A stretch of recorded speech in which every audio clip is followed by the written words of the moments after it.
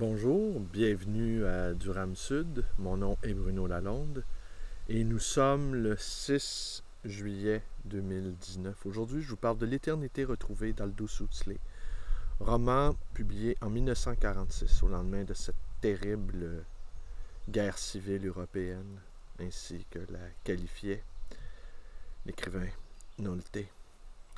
Pour les Russes, c'est la Grande Guerre patriotique. Pour nous, démocratie libérale, c'est la Deuxième Guerre mondiale.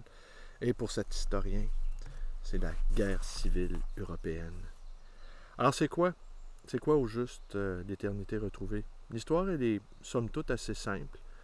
C'est l'histoire d'un jeune homme qui a 17 ans, qui est d'une grande beauté, dont toutes les femmes sont éprises, et qui a même une relation amoureuse, en tout cas de brève durée, avec l'une d'entre elles, qui est décrit dans des termes à la fois crus et poétiques et brutals tout à la fois. C'est assez curieux ce passage-là qui dure seulement, qui s'échelonne seulement sur une page ou deux, mais qui donne la... En fait, je dirais pas qu'il donne la mesure du rapport de la sexualité avec Aldous Huxley, mais qui en fait quelque chose de très cru, de très animal, malgré la grande beauté et la grande finesse d'esprit de l'amoureuse, de l'amante, devrais-je dire, en question. Alors, c'est quoi l'histoire? C'est un tout jeune homme de 17 ans qui se pique d'être poète, qui ne sait pas encore, et c'est un peu le fil rouge de ce récit, qui ne sait pas encore qu'être, c'est plus important que faire, et qu'être, c'est même plus important qu'écrire de la poésie, ou être poète. Il faut même dépasser le stade de la création, n'est-ce pas? Il faut aller au-delà de la création. C'est un peu le leitmotiv qui revient dans beaucoup de livres d'Aldous Huxley qui, on le sait, c'est frotté aux philosophies hindoues ou bouddhistes et qui a même, dans son célèbre ouvrage Les portes de la perception, a usé de drogue pour atteindre un niveau de conscience supérieur, que le but, au fond, de l'existence, c'est d'atteindre un niveau de conscience supérieur et que jamais la littérature, la poésie, en est le moteur principal. Il faut aller plus loin que ça. Alors, l'éternité retrouvée également, on aura compris que c'est un titre d'un poème célèbre, d'un extrait de poème de Rimbaud. Quoi? Elle est retrouvée l'éternité, c'est la mer et le soleil en est allé. Alors donc, c'est l'histoire d'un tout jeune homme, Sébastien, qui est le fils d'un politicien socialiste, mais socialiste janséniste, qui refuse les privilèges liés à sa classe sociale et qui est toujours, en fait, qui a fait de l'action sociale sa religion, qui a fait de l'idéal politique un idéal indépassable. Et il a un frère, Eustace, qui lui, c'est le contraire. Le politique, ça l'amuse. Ce qui l'intéresse, au fond, c'est de profiter des bienfaits de l'existence. C'est un amateur d'art, un amateur de femmes. C'est ce qu'on appelle communément un bon vivant. Alors, le jeune homme en question, lui, rêve de poésie. D'ailleurs, il n'est pas sans talent. Mais il rêve également de succès mondain et de succès auprès de la gente féminine. Pas encore tout à fait réalisé qu'elles sont presque toutes amoureuses de lui, vu sa grande beauté, vu sa grande sensibilité et vu l'intérêt qu'il leur porte. Alors, le père l'envoie à Florence chez son oncle, Eustace. Et le jeune homme en question rêve d'avoir un costume pour pouvoir aller au bal, pour pouvoir faire le beau, pour pouvoir parader dans les milieux mondains londoniens. Mais le père rigoriste, janséniste, se refuse à lui offrir, jugeant que les préoccupations étaient indignes de lui. Alors il refuse de lui offrir. Alors il se retrouve donc, Sébastien, il se retrouve à Florence chez son oncle. Et au cours d'une soirée... mais l'oncle, entre-temps, se porte acquéreur. À Florence, il y a un réseau d'amitié. Se porte acquéreur de 2 dessins de Degas. Et il visite également son ami Bruno, qui est un bouquiniste. C'est assez curieux, ça m'a étonné de voir un Bruno bouquiniste apparaître ici. Et donc, il se porte acquéreur de 2 gars, et au cours d'une soirée assez arrosée, où il fume des cigares et discute de poésie avec son neveu, Eustace meurt foudroyé d'une attaque cardiaque. Mais avant de mourir, il lui a offert un des 2 dessins de Degas. Et tout de suite, quand on a découvert au matin le corps d'Eustace qui souffrait d'embonpoint, et qui avait vécu une vie de bâton de chaise, d'abus, d'alcool et tout ça, eh bien, le jeune Sébastien, sans demander la permission à personne, a repris le tableau, le dessin de Degas, et l'a vendu afin de pouvoir s'acheter ce fameux costume dont il rêve tant. Et c'est autour de cette toute petite histoire d'un désir de paraître, que s'est construit tout le récit. Mais il y a un passage, et là, évidemment, il y a une suite. Et c'est là où Bruno apparaît, qui est perçu par le jeune homme comme un individu sans envergure, un peu insignifiant, mais qui derrière son activité de libraire, de bouquiniste, est un antifasciste résolu. On se rappelle, on est dans l'Italie de Mussolini, et Bruno est un résistant. Mais est un résistant, et à cause de... Il a... Dans son désespoir, parce que là, les soupçons portaient sur les domestiques, portaient sur toutes sortes de monde autour de la fameuse villa de l'oncle Eustace, et le jeune Sébastien prenait de plus en plus conscience de la portée de son acte. Et tout le monde tout le monde avait compris que le clerc, le chargé de notaire, là, le chargé de dresser la liste des biens, avait immédiatement remarqué que dans les jours qui avaient précédé le décès d'Eustache, il s'était porté acquéreur de 2 dessins de Degas à un prix assez élevé, et que, il en manquait un. Alors, et là, Sébastien est pris de culpabilité puis de remords, et puis est allé voir le Bruno en question pour lui demander de l'aider. Bruno, qui connaissait l'antiquaire qu'il avait vendu à l'oncle Eustache, a réussi à récupérer l'œuvre, mais là, il y a eu un imbroglio qui a fait de telle sorte que Bruno s'est retrouvé arrêté par la police et condamné à des années de prison. D'ailleurs, qui à la fin, plus loin dans le récit, on comprend que Sébastien va s'occuper à la fin de Bruno. Mais Bruno, c'est une sorte de sage, et qui tente de lui faire comprendre à ce jeune homme-là d'à peine 17 ans l'importance, la généalogie des actes, que des actes posés, quels qu'ils soient, ont des conséquences, parfois incalculables, et qu'on ne mesure pas assez l'importance de nos actes. On agit souvent de manière étourdie, ou de manière qu'on juge parfaitement réfléchie, qui en fait ne le sont pas.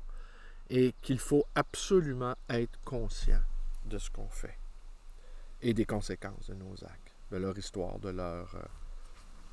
Je pourrais peut-être... Il y a un passage qui est très étonnant. Ah, voilà le fameux poème de Rimbaud. Elle est retrouvée.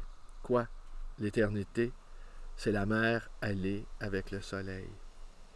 Alors, il y a un passage très étonnant. C'est que quand l'oncle Eustace meurt, et il se voit mourir, et il est mort, il est tout à fait mort, et on assiste à la migration de son âme.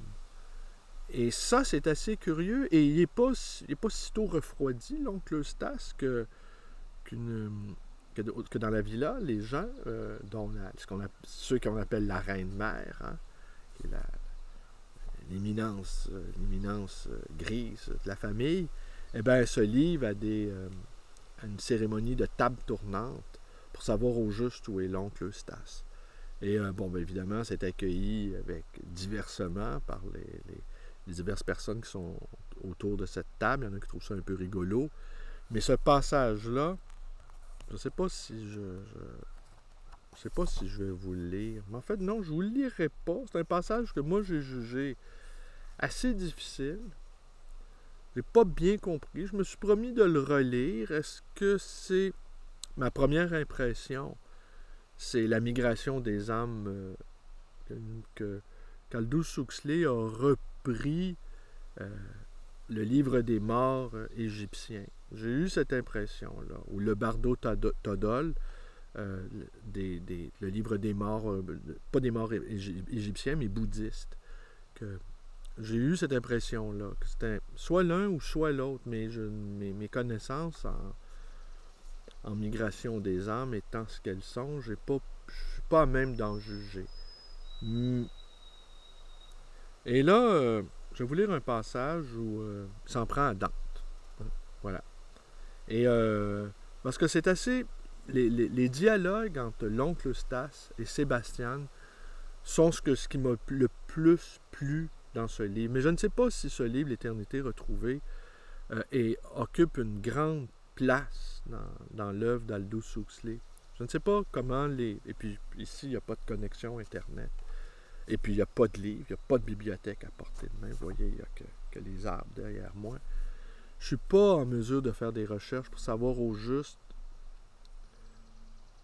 à quel endroit les exégètes d'Aldous Huxley ont placé cette œuvre, un peu étonnante en tout cas. Alors, je vais vous lire un passage, en tout cas moi, c'est ce qui m'a le plus plu, c'est la relation entre l'oncle Eustace et Sébastien. Et voilà.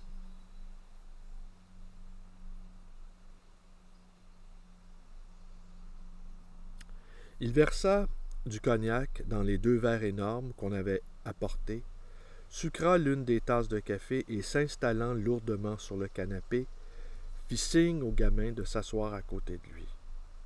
D'un air professionnel, Sébastien fit tournoyer la liqueur dans son verre et en prit une petite gorgée. Elle avait un goût semblable à l'odeur de l'alcool à brûler. Il trempa un morceau de sucre dans son café et le grignota, comme il le fait après une dose de quinine ammoniée, puis il regarda de nouveau le dessin. « Quel est son équivalent en poésie? » dit-il d'un ton pensif. « Villon ?» Il hocha la tête. « Non, ce n'est pas tragique. Donne est un peu plus dans ce genre, sauf qu'il est satirique, et que celui-ci ne l'est pas. »« Et Swift ?» lança Eustace, ne sait pas rendre la beauté de ses victimes. Les contours fascinateurs de la croupe de la douairière, les verts et les magentas délicieux du teint d'une lycéenne, il ne voit pas ces choses-là, et nous les fait voir encore moins à nous.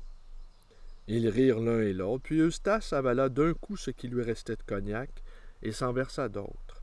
« Et Chaucer, dit Sébastien, levant les yeux, après un nouvel examen du dessin. « Tu as raison, s'écria Eustache ravi. Tu as absolument raison. Lui et Degas, ils connaissaient le même secret, la beauté de la laideur, la comédie de la sainteté. Tiens, supposons que tu aies le choix, poursuivit-il, la divine comédie ou les contes de Canterbury. Laquelle de ces 2 œuvres préférerais-tu avoir écrite? Et sans laisser à Sébastien le temps de répondre, « Moi, je choisirais les contes de Canterbury, dit-il. Oh, sans hésitation. Et comme homme, comme on aimerait infiniment mieux être Chaucer.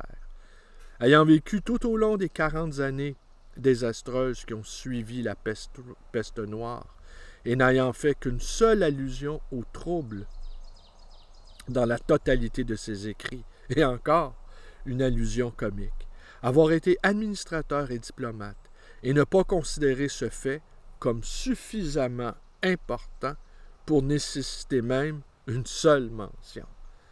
Tandis que Dante se voit contraint de se précipiter dans la politique de parti, et quand il joue le cheval perdant, Il passe le reste de sa vie en fureur et en apitoiement sur lui-même. Il se venge de ses adversaires politiques en les mettant dans l'enfer et récompense ses amis en les élevant au purgatoire et au paradis. Que pourrait-il y avoir de plus bête et de plus malpropre? Et bien entendu, s'il ne trouvait pas être le second virtuose en matière de langage qui ait jamais vécu, il n'y aurait personne pour dire un mot à sa faveur. Et bien voilà. Et là, à la suite de cette tirade de l'oncle Eustace, Sébastien sort son calepin, écrit un poème qui enchante l'oncle, et à la suite de ça, il lui offre le fameux dessin de Degas sur lequel les deux s'étaient extasiés. Alors voilà, c'est tout pour aujourd'hui. Alors je vous montre le livre, L'éternité retrouvée. Vous entendez le vent? Je sais pas si on... Ça doit, hein?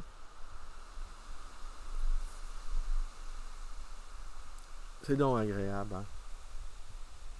Ben, hier, je vous ai parlé de Ron qui fabrique son bateau, qui sans doute ne prendra jamais l'eau, mais qui prendra racine au bout de son terrain.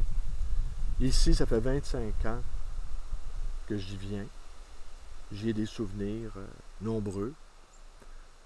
Des souvenirs de lecture surtout. J'ai lu beaucoup ici. Beaucoup rêvé. Cette nuit encore, ce matin encore, nous étions, Fabienne et moi, à Languy, dans la petite chambre. Il y avait un peu de soleil qui j'allais dire qui se baladait, mais qui ondoyait, des rayons de soleil qui ondoyaient sur son corps, délicieusement reposé. Je me disais, c'est le paradis, ça. On a réussi à arracher un bout de paradis. Un paradis sur terre, ici. Un paradis de lecture, un paradis de contemplation. M'en coûte de revenir à Montréal, retourner à mes activités de libraire. Mais voilà. Pas d'internet, pas de télévision, pas de téléphone cellulaire. Pas de radio, ouais, une radio avec une antenne fabriquée avec un cintre en métal. On l'écoute pas. De toute façon, on a compris, il ne se passe plus jamais rien. Tout est devenu minuscule. On ne réalise pas à quel point il ne se passe plus rien. C'est inquiétant, ce rien-là est inquiétant d'une certaine manière. L'éternité retrouvée, Aldous Huxley. Vous connaissez la suite, vous pouvez vous abonner à ma chaîne vidéo. On le fait entendre.